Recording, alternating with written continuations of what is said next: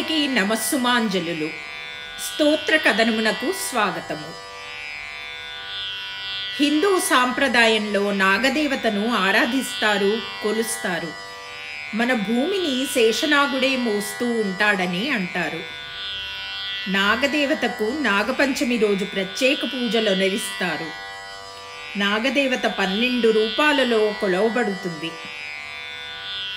అనంత, వాసుకి, శేష, పద్మ, కంబల, కర్కాటక, అశ్వధార, ధృతరాష్ట్ర, శంఖపాల, కాళీయ, తక్షక, పింగళ. అనంతం, వాసుకిం, శేషం, పద్మనాభం చ కంబలం, శంఖపాలం, ధృతరాష్ట్రం, తక్షకం, కాళీయం తథా ఏతాని నవనామాని నాగానాంచ మహాత్మనం సాయంకాలే పఠేన్నిత్యం ప్రాతఃకాలే విశేషతః తస్మై విషభయం నాస్తి సర్వత్ర విజయీ భవేత్ అనే మంత్రం చదువుతూ పూజ చేసి పాలు నైవేద్యం పెడతారు.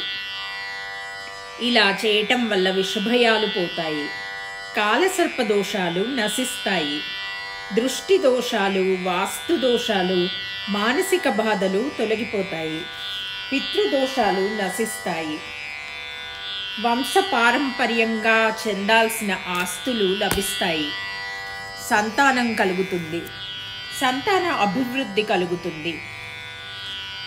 నాగదేవతలకు చాలా గొప్ప శక్తులు ఉంటాయి. అందరూ దేవతలు నాగదేవతని తమ శరీరంపై ధరిస్తారు. విష్ణువు ఆదిశేషునిపై పవళించి ఉంటాడు. వాసుకి శివుని మెడలో హారమై వెలుగొందుతూ ఉంటాడు. వినాయకుడు నాగదేవతను జంధ్యంగా ధరిస్తారు. సుబ్రహ్మణ్యుడు నాగదేవునిగా పూజింపబడతారు. కాలము, కాలగమనము, చావు పుట్టుకలను నియంత్రించే దేవతలుగా వీరు కనిపిస్తారు. నాగదేవత అయిన మానసాదేవి ఎన్నో భయంకరమైన వ్యాధుల నుండి కాపాడుతుంది. నాగదేవత మన శరీరంలోని కుండలిని శక్తి. దానిని వివిధ యోగ ధ్యానముల ద్వారా మేల్కొలిపి ఆ గొప్పనైన శక్తిని మన శరీరంలోని అన్ని చక్రాలలో ప్రవహింపజేసే ప్రక్రియ గొప్ప మునులు చేస్తారు. విశ్వంలో ఉన్న శక్తిని దీని ద్వారా తమలోకి తెచ్చుకొని ఆధ్యాత్మిక ఉన్నతిని పొందుతారు. దైవ శక్తులను పొందిన వీరు మనలను ప్రపంచ కష్టాల నుండి బయటపడవేసి ఆశీర్వదించగలరు. ఈ మహోన్నత ప్రక్రియ కొంతమందికే సాధ్యం. మనం నాగదేవతను అష్టోత్తర శతనామావళితో కొలుద్దాము. నాగపంచమి రోజు ప్రత్యేక పూజ చేద్దాము. అన్ని దోషాల నుండి, విషభయాల నుండి కాపాడమని ప్రార్థిద్దాము. నాగదేవత అష్టోత్తర శతనామావళి.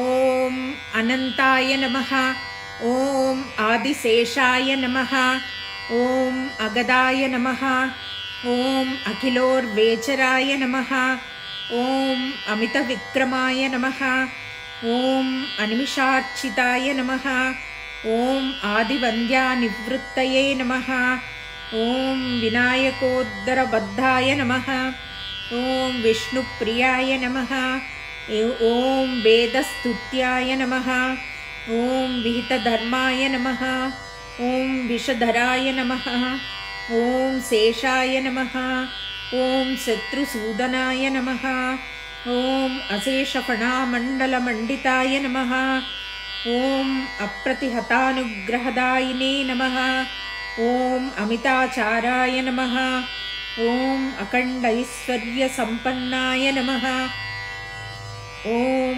అమరాహిపస్తుత్యాయ నమః, ఓం అఘోరరూపాయ నమః, ఓం వ్యాలవ్యాయ నమః, ఓం వాసుకయే నమః, ఓం వరప్రదాయకాయ నమః, ఓం వనచరాయ నమః, ఓం వంశవర్ధనాయ నమః, ఓం వాసుదేవశయనాయ నమః, ఓం వ్రటవృక్షార్చితాయ నమః, ॐ विप्रवेशधारिणे नमः।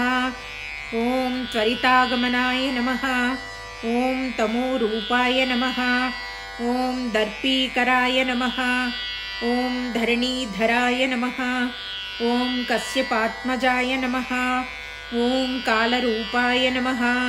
ॐ युगाधिपाय नमः। ॐ युगन्धराय नमः। ॐ रश्मिवन्ताय नमः। ॐ रम्यगात्राय नमः। ॐ केशवप्रियाय नमः। ॐ विश्वम्भराय नमः। ॐ शङ्कराभरणाय नमः। ॐ शङ्खपालाय नमः। ॐ शम्भुप्रियाय नमः। ॐ षडाननाय नमः। ॐ पञ्चशिरसे नमः। ॐ पापनाशाय नमः। ॐ प्रमदाय नमः। ॐ प्रचण्डाय नमः। ॐ भक्तिवस्याय नमः। ॐ भक्तरक्षकाय नमः। ॐ बहुशिरसे नमः। ॐ भाग्यवर्धनाय नमः। ॐ भवभीतिहराय नमः। ॐ तक्षकाय नमः। ॐ लोकत्रयाधीशाय नमः। ॐ शिवाय नमः। ॐ वेदवेद्याय नमः। ॐ पूर्णाय नमः। ॐ पुण्याय नमः। ॐ पुण्यकीर्तये नमः। ॐ पटेशाय नमः। ॐ पारगाय नमः। ॐ निष्कलाय नमः। ॐ वरप्रदाय नमः। ॐ कर्कोटकाय नमः। ॐ श्रेष्ठाय नमः। ॐ शान्ताय नमः। ॐ दान्ताय नमः। ॐ आदित्यमर्दनाय नमः। ॐ सर्वपूज्याय नमः। ॐ सर्वाकाराय नमः। ॐ निराशयाय नमः। ॐ निरञ्जनाय नमः। ॐ ऐरावताय नमः। ॐ शरण्याय नमः। ॐ सर्वदायकाय नमः। ॐ धनञ्जयाय नमः। ॐ अव्यक्ताय नमः। ॐ व्यक्तरूपाय नमः। ॐ तमोहराय नमः। ॐ योगीश्वराय नमः। ॐ कल्याणाय नमः। ॐ बालाय नमः। ॐ ब्रह्मचारिणे नमः। ॐ शङ्करानन्दकराय नमः। ॐ जितक्रोधाय नमः। ॐ जीवाय नमः। ॐ जयदाय नमः। ॐ जपप्रियाय नमः। ॐ विश्वरूपाय नमः। ॐ विधिस्तुताय नमः। ॐ विधीन्द्रशिवसंस्तुत्याय नमः। ॐ श्रेयप्रदाय नमः। ॐ प्राणदाय नमः। ॐ विष्णुतल्पाय नमः। ॐ गुप्ताय नमः। ॐ गुप्ततराय नमः। ॐ रक्तवस्त्राय नमः।